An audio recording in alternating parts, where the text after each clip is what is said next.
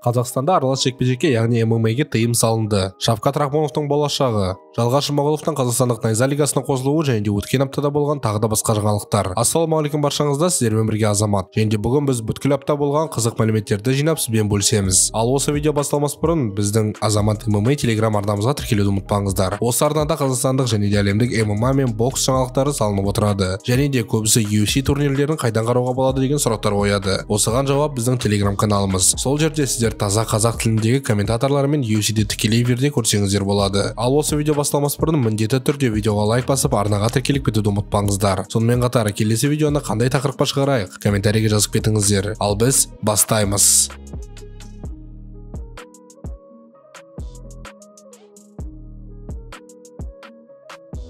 Ең алдымен басты жаңалықты қозғап кетейік. Қазақстан Республикасының ақпарат және қоғамдық даму министрі Дархан Қыдырәлі сұхбатында аралас жекпе-жекті, яғни ММА-ды ережесіз жекпе-жек деп атап, көрсетілімге тыйым салынып, шектеу қойылу керек деген болатын. Оның айтуы бойынша, бұның кесірінен кішкентай балдар мен жасөспірімдер жаман заттарды көріп алып, қатыгезденіп қылмыстық іске барады деген болатын. Біздің ММА-ды зорлық, зомбылық тарататын спорт деп шектеу қою керек деді. Соның кесірінен дәл қазір Қазақстанда ММА-ге толығымен шектеулер қойылған. Октагон, найза және тағы да басқа еліміздің бетке ұстар промоушндері Қазақстан жерінде халықты жинап, стадионды турнирлер өткізе алмайды. Соның кесірінен Октагон лигасы жұмыстарын тоқтатпай, ары қарай дамуы үшін көршілес елдерде турнирлер өткізе бастады. Бұл тікелей біздің еліміздегі аралас жекпе-жектің дамуын тоқтатып тастайды. Көбісіміз күтіп жүрген Шавкат Рахмоновтың жекпе-жегі ресми түрде Казспорт арнасынан көрсетілмейді. Осыдан соң министрге бүкіл ММА қауымдастығынан хейт жаңбырдай жауды. Шавкат Рахмонов, Асу Алмабаев, Азат Мақсум, Сергей Морозов және тағы да басқа спортшыларымыз министрдің айтылған сөздеріне қарсы шыққан еді. Көп уақыт өтпей Қазақстан Республикасының президенті Қасым-Жомарт Кемелұлы Тоқаев ақпарат және қоғамдық дамыту министрі Дархан Қыдырәліні орнынан босатқан еді.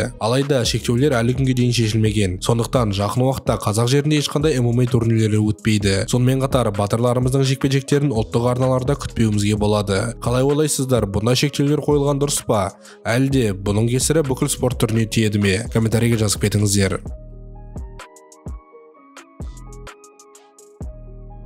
Бұл шектеулердің қойылуына біраз себептер болған. Ең алдымен найза лигасы өткізген батырбол жарысында спорт және дене шынықтыру жұмыстарының төрағасы Серік Сәпиев пен жас күресші Зелимхан арасында болған қақтығыс. Кейін хардкор лигасында орын алған жас бала мен мықты боксшы арасында болған жағдай. Содан рух файтингтің конференциясында орын алған шулы қақтығыстар және де Намат файтинг стадиондық турнирінде орын алған массалық төбелестер. Осының кесірінен бүткіл аралас жекпе-жекке Қазақстанда шектеу қойылды. Тіпті аралас жекпе-жекке, яғни ММА-ге мүлде қатысы жоқ кулачка конференция және қайдағы жоқ батырболдың кесірінен бүткіл ММА-ге шектеу қойылып жатыр. Бұл туралы Про ММА подкаст арнасында Исатай және де Арман ағаларым толығымен асты-үстімен түртіп айтып кеткен болатын. Кіріп қарап кетсеңіздер болады. Ал біз жалғастырамыз.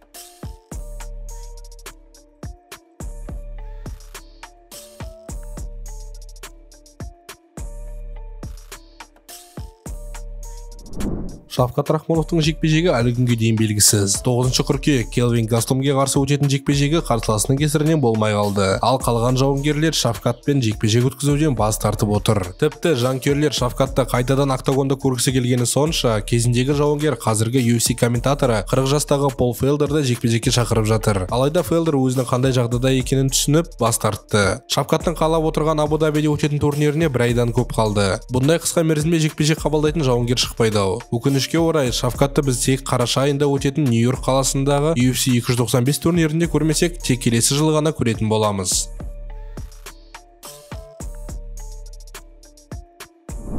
Шавкаттан алыс кетпейік. Командаласы Асу Алмабаев және Азат Мақсум өз жекпе-жектерін күтіп отыр. Асудың айтуы бойынша дәл қазір өзі керемет күйде және кез келген қарсыласпен шығуға дайын. Бәлкім 21 қазан күні өтетін UFC 294 турнирінде көріп қалармыз. Ал Азат Мақсум қараша немесе желтоқсан айында шыққысы келгенін айтқан болатын.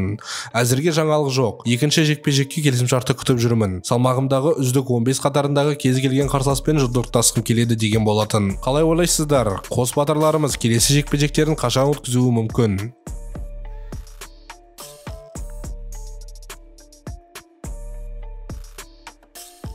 Кезіндегі UFC жауынгері MC Fight Night экс-чемпионы Жылғар Жұмағұлов қазақстандық Найза промоушнмен келісімшартқа отырды. Өзінің айтуы бойынша шығу үшін $30 мың және жеңіс үшін $30 мың гонорарға келіскен. Соған орай Жылғар Жұмағұлов кезінде UFC сапында жекпе-жек өткізіп жеңіліс тапқан Джефф Малинаны жекпе-жекке шақырды. Айта кетейік, Джефф Малина өзінің бисексуалды екенін айтты, яғни жыныстық қатынасқа ер адамдармен түсе береді. Қалай ойлайсыздар, бұл жекпе-жек болса қай жауынгер жеңіске жетеді? Өткен аптаның соңында Париж қаласында кезекті UFC Fight Night турнирі өтті. Мейн картта өзбекстандық жауынгер Богдан Гуськов өзінің алғашқы жекпе-жегінде Волкан Эздемирге қарсы шығып, бірінші раундта қылғындыру әдісімен жеңіліп қалды. Ал турнирді басқарған Сирил Ган екінші раундта техникалық нокаутпен Сергей Спивакты жеңді. Сондай-ақ Сирил жекпе-жектен кейін чемпиондық белбеуге тағы да үмітті екенін айтты.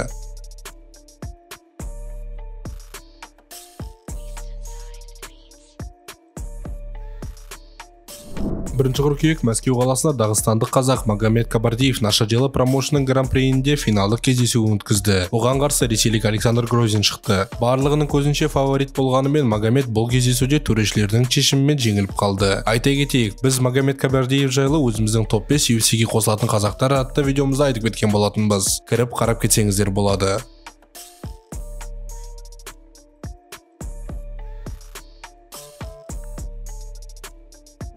Және де Конор Макгрегор 16 желтоқсан UFC 296 турниріне Майкл Чендлерге қарсы жекпе-жек өткізуге дайын. Бұны ол өзінің твиттеріне жазып, көптеген пабликтер бұл ақпаратты ресми деп мәлімдеген болатын. Соған орай ирландық проспект Иэн Мачедегермен спаррингтер өткізіп жатыр. Бұл жекпе-жек жартылай орта салмақта өтеді, яғни 77 кг аясында.